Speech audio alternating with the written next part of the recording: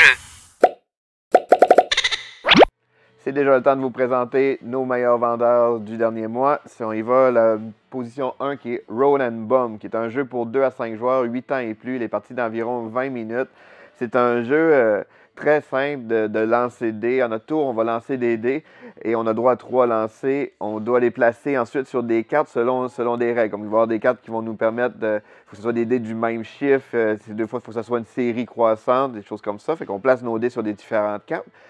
Le prochain joueur qui joue fait la même chose, va lancer ses dés. S'il est capable de faire, par exemple, une série plus élevée que nous, par exemple, si j'avais fait une série de 1, 2, 3, mais lui il est capable de faire 2, 3, 4, il va pouvoir enlever mes dés et mettre les siens à sa place, puis ainsi se réserver la carte.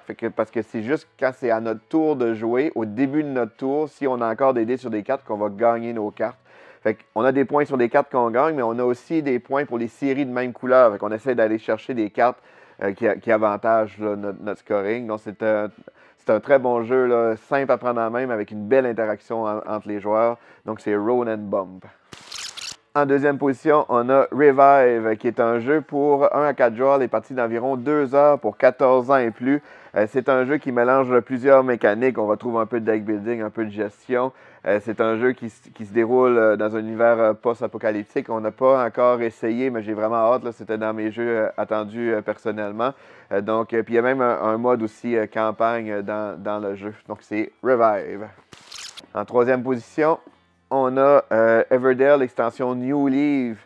Cette extension-là, il rajoute une gare, une section de plateau différente avec le train. Il y a des nouveaux événements, il y a des nouvelles créatures aussi. Donc, ça donne une bonne rejouabilité. Puis ceux qui ne connaissent pas, Everdell, c'est un jeu pour 1 à 4 joueurs. Les parties, environ 60 minutes pour 10 ans et plus. C'est un mélange de construction de différentes cartes et de gestion de ressources, réalisation d'objectifs. C'est un jeu super mignon, on a une belle production et pas trop difficile à prendre en main non plus. Donc, c'est l'extension New Leaf qui vient de sortir. En quatrième position, c'est le retour en stock et le retour dans notre top 5 de Sea Salt and Paper.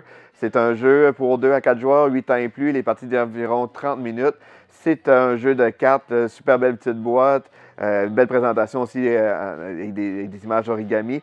C'est un jeu qui a un aspect prise de risque aussi, puis avec selon les cartes qu'on va jouer, on pourra faire différentes actions, aller chercher des cartes dans la pioche, en voler à d'autres joueurs. Mais ce que personnellement je trouve qui le distingue des autres jeux, c'est que c'est les joueurs qui décident quand arrêter la manche. Il faut avoir un minimum de 7 points, soit dans nos mains ou même dans les cartes jouées. Fait que il y a beaucoup d'imprévisibilité. Puis il y a deux façons de terminer la manche. Soit qu'on termine maintenant et tout le monde compte les points, ou que si je crois que ma main est vraiment supérieure aux autres joueurs, mais je peux faire une dernière chance, les autres joueurs vont avoir droit à un dernier tour, et si que je réussis à être le meilleur encore, ben c'est moi uniquement qui va compter les points, et les autres vont juste avoir une petite compensation, et ça fait vraiment une belle dynamique dans le jeu qui est Sea Salt and Paper. En dernière position, c'est Mindbug, qui est un jeu pour 8 ans et plus, les parties d'environ 20 minutes pour 2 joueurs uniquement. C'est un jeu de confrontation. C'est par Richard Garfield. C'est lui qui est derrière les jeux comme Magic, qui a fait aussi King of Tokyo. C'est un très très bon auteur. Et c'est un jeu de confrontation avec différents monstres à gérer. On ne l'a pas essayé encore, mais j'ai bien hâte aussi. Donc c'est Mindbug. Lis le jeu.